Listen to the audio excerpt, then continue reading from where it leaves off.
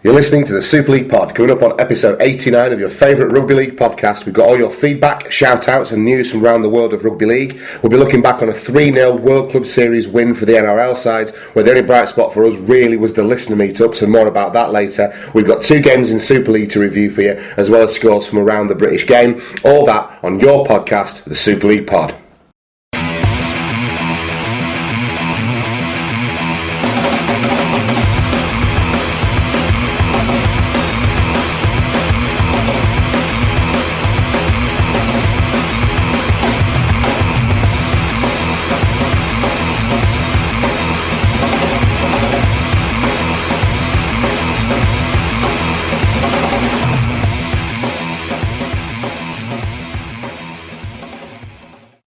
You sure it was episode 89, Tom, yeah? I'm certain it was episode 89. Not only have you got the trouble of underlining it for me, I had also planned to write it down myself. So yeah, the showrun's got it highlighted. Thank you to everyone who was kind enough to be pedantic enough to point that out. I think it was just Paul, to be honest. Oh well.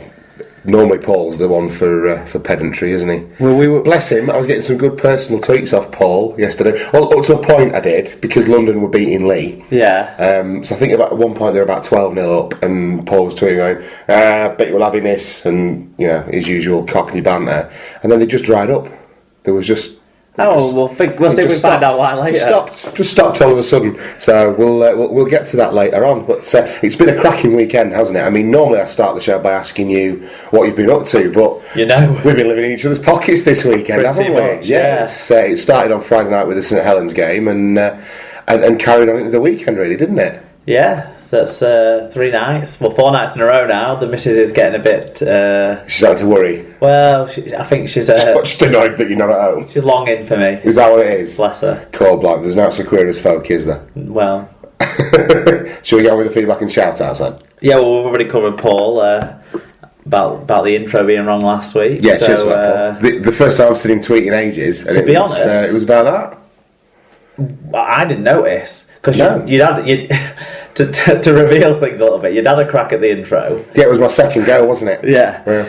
And to be fair, the second version was the better one despite the error, so I tripped over myself quite heavily in the first go I took it. So, but I'm sure at some point there's going to be a stitch-up episode that comes out of all my little verbal missteps. There's so many, Tommy, it'd take me so long to put together. Good stuff. Anyway, so that's Paul then, but who else has been getting in touch? Loads of people, big on the Kabaddi front.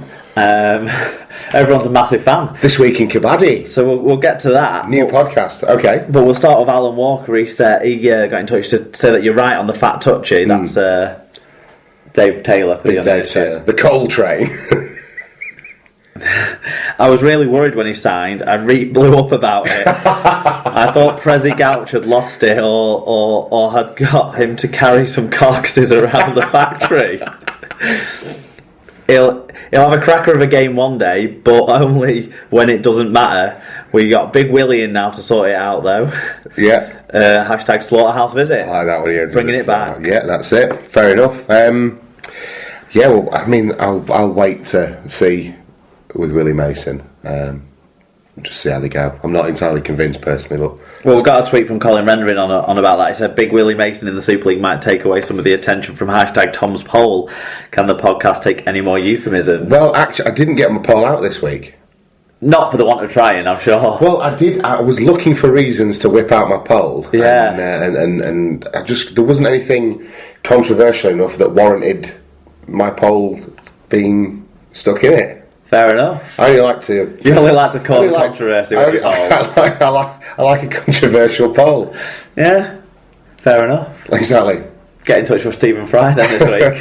No, to be honest with you, when I said controversial poll, I was trying to think of any famous Polish people that I knew, but nothing came quick enough. No. So, yeah. Sarah Mackenzie. It's going well so far, isn't it? Jesus. At Scoots28Max, she got in touch. Very pleased not to cost Owen Hughes tweet of the week. Not sure I'm his missus' mate, though. She is my sister. Well, obviously...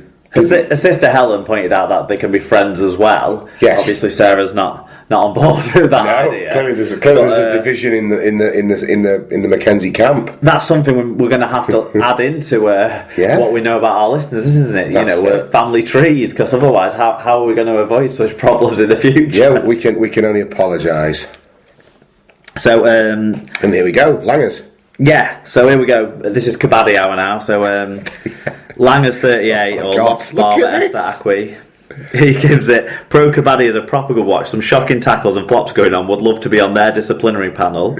John Hamilton got in touch on Facebook.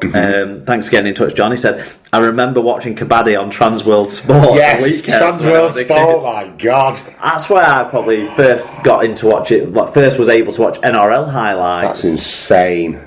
TWS. And the raider has got to hold their breath while in the other team's half and repeat Kabaddi over and over, as I remember it. Right, I think that rule has been modified in Pro Kabaddi. Right, Can't tell if anyone's holding their breath, but they're not shouting Kabaddi, Kabaddi. Fair enough. Sean Orton, one of the people we met over the weekend. At the original Oak in Leeds, yeah. He said, for some reason I always thought that Kabaddi involved horses, although I did recently watch Tivar, Hindi for Attitude, which starred Arjun Kapoor as a Kabaddi player, and the sport looked interesting, although I doubt it was portrayed at all realistically. I'm presuming there wasn't a break for dancing in any of the Kabaddi matches then?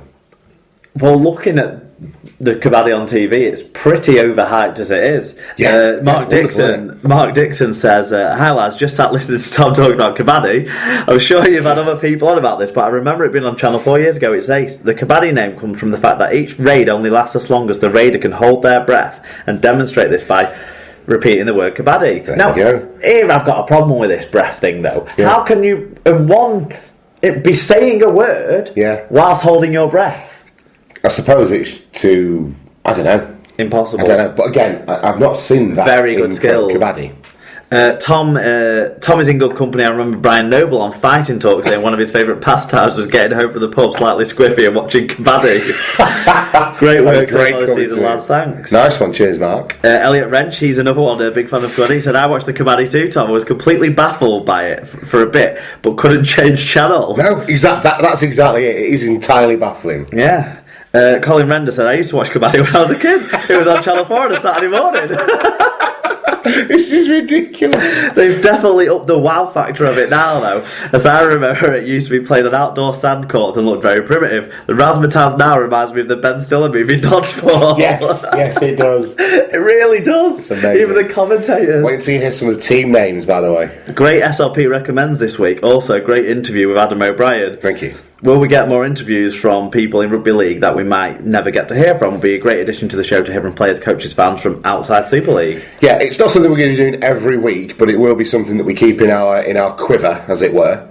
Yeah, to move ahead with. I think it was a successful experiment, but it's not. I don't think it will be a weekly thing. No, it's on our radar to maybe try and get a few more, especially for episodes where it won't be as full. Yes. As probably last week's went on a little bit longer than we had anticipated the whole show for. So we'd be looking at maybe around Challenge Cup weekends if we can get things together. But hopefully we can get some more because it worked well, didn't it? Yeah, and we talked about it at the weekend, and you came with a couple of good ideas. We'll keep our powder dry, but you came with a couple of good ideas for people we could go after as well. And you've already started to work on a couple of angles yourself, so hopefully we'll have something in the future. Absolutely. Wally Frogmore said, excellent interview with Adam, first name terms, obviously he's best mates with him like you are. Well, yeah, of course. Hopefully it leads to more players on the pod. It's great hearing the insight from them direct. DG Knight said, another great show, enjoyed the interview with O'Brien. Very mature 22-year-old, not used to the new music yet, hashtag na na na na na. Very good. As the creator of the original music, I'll go on record and say that I massively prefer the music that Rich was kind enough to put together for us. It has a production value that I was probably never going to be able to attain. So I am a big fan of the new music. But thank you for your loyalty. But change is a good thing, kids. Don't worry about it too much. Yeah, well, we've got a few more on the music now. But just on the mature 22-year-old thing, that was one thing you were saying is... I thought we were getting stitched up at one point. I thought it was just some bloke.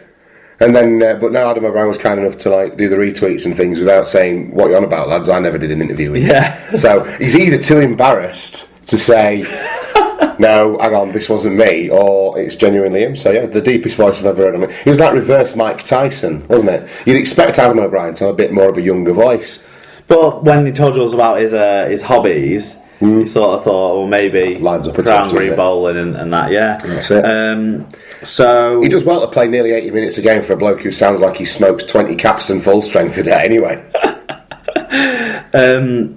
Paul Michael Craig, he said, I kind of miss the old intro. The new one will grow on me, I guess. Another great ep. Thank you. Frogmore said, I love the new opening, but I think the old one should be in between the segments. We've got other ones from between the segments. We have. We're sorted. Yes. New music all the way, yes. boys. Tyler Casfine saying, like in the new music, do you do requests? How about the intro to Caroline by Status Quo? Right. We don't do... I'm not massively aware of anything beyond Whatever You Want by Status Quo. It's never been a band out. Rocking All Over the World. Was that them as well? I think so, wasn't fair it? enough.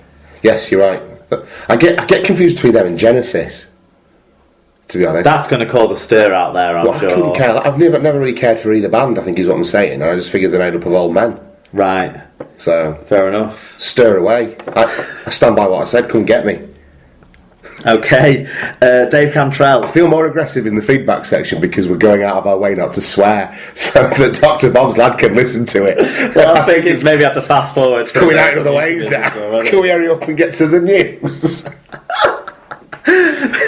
Dave Cantrell, another person you met for the first time on the weekend. I met as well. They say never meet your heroes, but honestly, I think wasn't he a hero before you met him, or has he grown in hero status from meeting him? Just what a lovely. I mean, look, you get an impression of the man from the things he tweets and the things he says anyway, that he's a bit of a Renaissance man, has got broad interests, and he personifies for me, and I'm not sure you'll find it, I'm sure you won't find this offensive, he personifies for me the expression "don't judge a book by his cover," because he looks like a Viking, like he could rip you limb from limb, and I'm certain he could do, but underneath that, what a gentle giant and a very intelligent, articulate bloke, and it was just a delight to meet him. I was really, really one of the highlights of my weekend.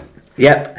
He said, just got Tony Collins is The Oval World, as recommended by League Culture and Super League Pod to read on my way to Leeds this weekend. So nice to see our recommends section is doing some business. Absolutely. I can't say for sure that Yorkshire will have gone down too well in his cultural estimations, though, after he tried to go to the museum on Sunday morning. It was shut. And they have big billboards all over the place, don't they, advertising it and stuff, but it's obviously being rebuilt, rebranded, ready for a fresh new opening, I suppose. Yeah, that's it. Malcolm Whittle. Oh, sorry, can we just go back to Kabaddi for a second, because we were talking about it tonight on Kabaddi, or yesterday as it was. The greatest team, this team name landed with me because it involves Jaipur. The Jaipur Pink Panthers are playing tonight, Mark. Pink Panthers. The Jaipur Pink Panthers are playing tonight. I'll have to watch that when I'm doing the show later. Yeah, absolutely. I like Jaipur. They're a bit of a rinky-dink team. Thornbridge, so obviously there's a link there. There you go. That's why I saw that and thought of you. Brilliant stuff. Yes.